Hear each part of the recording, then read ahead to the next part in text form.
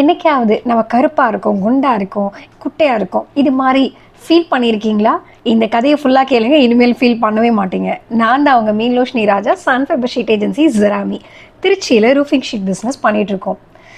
எப்பயுமே ஒரு பொண்ணு நடந்து போயிட்டுருக்கா, தண்ணியோட 2 பாட் வச்சுட்டு தான் நடந்து போவாள்.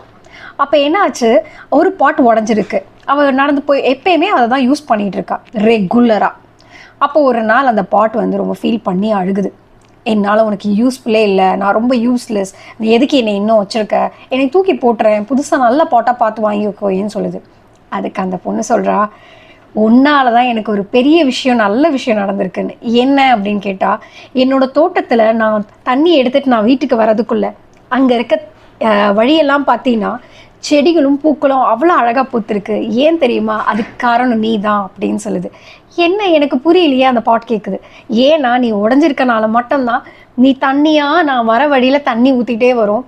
அதனால் அந்த அழகாக செடிகள் பூக்கள்லாம் பூத்துருக்கு. அதனால் எனக்கு இவ்வளோ பெரிய அழகான தோட்டத்தை கொடுத்ததே நீ தான் அப்படின்னு சொல்கிறா. அப்போ அது சந்தோஷப்படுது. இதுலேருந்து இந்த கதையிலேருந்து உங்களுக்கு என்ன புரியுது?